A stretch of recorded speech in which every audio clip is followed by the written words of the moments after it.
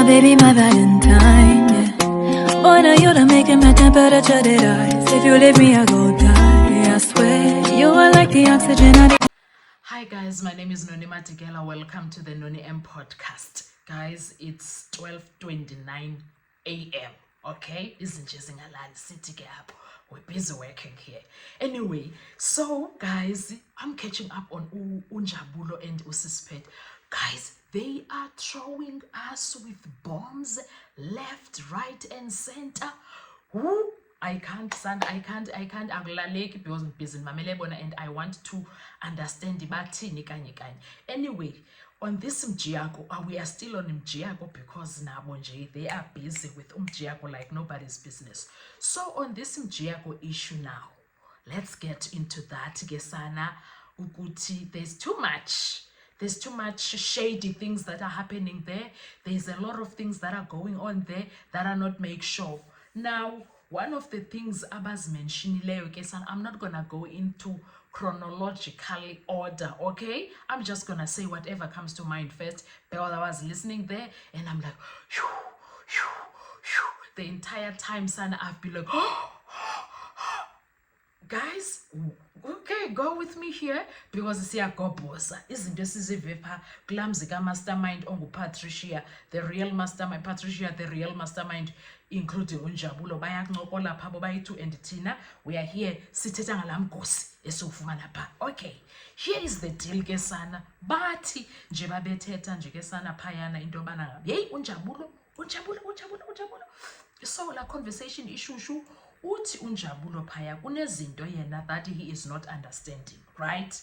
Okokuqala for into ba uGeninda athi akamazi. Details go with chronological order. So xa nsithi okokuqala I'm just counting for myself uba ndithethe izinto ezingapha, okay? Nihambe nam ningalahleki. So uthi okokuqala akayiqondi kahle into ba uGeninda athi akamazi uMjiako. When he says he doesn't know Mjiako, he doesn't understand because uMjiako was working for crime intelligence.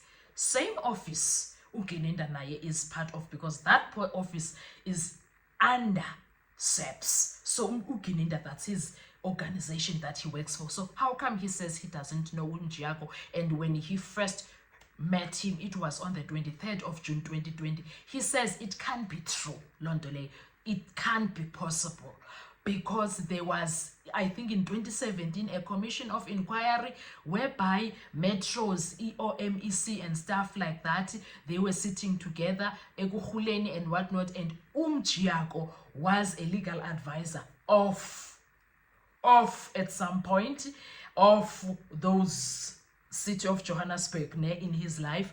And then if uGeninda, even Ubaloyi were part of the people that were there in that inquiry, how come they might not know him? I don't remember us hearing Ubaloyi saying that he doesn't know him, and then I don't remember him saying that he knows him. I don't. However, I do know, or I do remember uGeninda saying intoba yena it was his first time on the 23rd of March ukumbona. So Unjabs there is questioning that.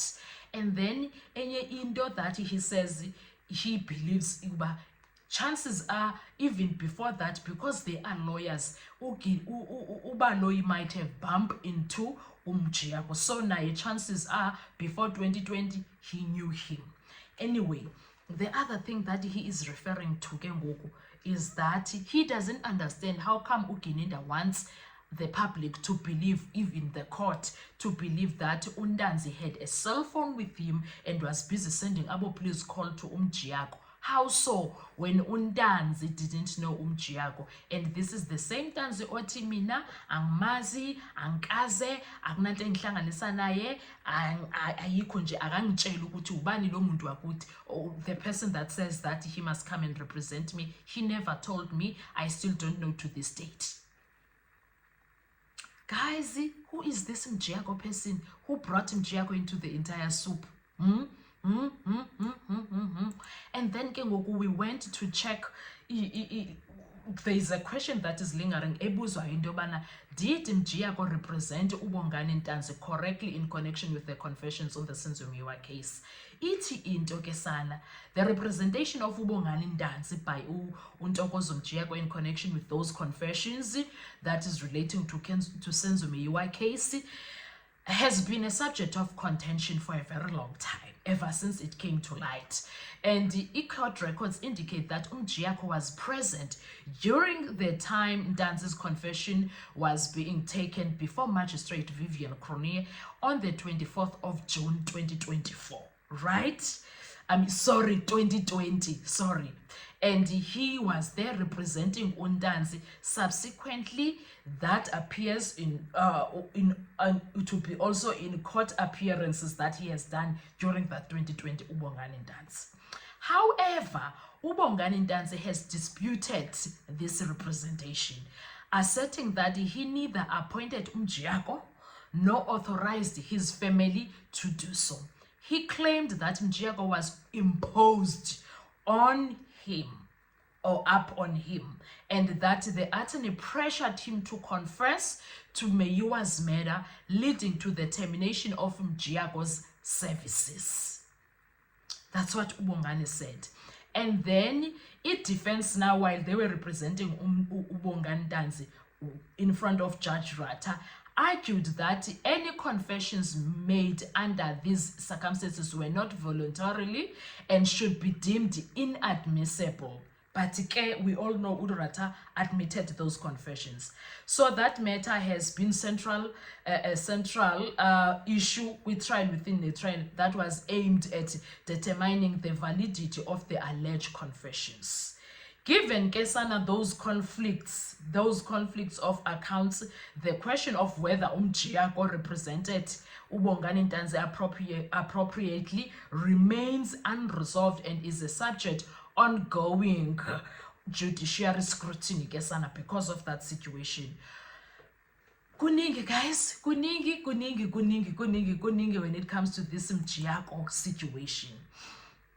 So the other thing that came out is that we need to know ukuthi uNtokozo Dominic Mjiyako is a former captain in the South African Police Services, or SAPS, and a legal advisor in the Crime Intelligence Unit. We need to know that, okay? We need to also note that, right? So also, was he also this Ntokozo Mjiyako person? So he is also a South African legal professional with a diverse background in law enforcement, public service, and legal practice. He holds a Bachelor of Laws LLB degree from the University of Witwatersrand, obtained in 2007, and has pursued further studies including a Master of Philosophy in Development Policy and Practice from the University of Cape Town, Nelson Mandela School of Public Governance in 2021. Mjiyako's career began in law enforcement, serving as a crime intelligence officer with the South African Police Services. And then ixesha lakhe ended in 2016 when he was dishonorably discharged amid allegations of involvement in a robbery case, though he was reportedly acquitted of those charges. Transitioning to public service, Mjiyako held the position of executive director at the City of Johannesburg from April 2017 to December 2020. Api amanga kanjabulo when he said this man had a job in 2020, City of Johannesburg. In this role, he managed strategic support and provided legal advice to the member of the Mayoral Committee for Transport and Roads, overseeing the performance of the Transport Department and related entities. Nyaiva guys lento. In 2021, Mjiyako joined the Cape Bar as a student advocate and was admitted as an advocate of the High Court of South Africa in July of that year, 2021. His practice areas encompass commercial and general litigation, labor law, public law, criminal law, insolvency law, customary law, cyber law, and military law. Notably, Mjiyako represented Bongani Ndanzi, one of the accused in the high-profile case Senzo Meyiwa murder trial. His involvement in the case attracted media attention, particularly concerning his past with SEPS and subsequent legal career. Beyond his legal practice, Mjiyako has been involved with organizations such as Catholic Lawyers Society International, serving as the representative for South African affairs. That is Ubonganike as lawyer, so-called lawyer, Mjiyako, guys. Ziyatshisa indaba ke sana. We will leave it right here for now, and then we'll take over from this. Nale situation kaMjiyako. What are your thoughts when it comes to all of these revelations about Mjiyako? Oh, it's a lot. Anyway, let's talk with comment section. Thank you so much. I will see you on our next video. Bye bye. Survive, I'll be honest. Your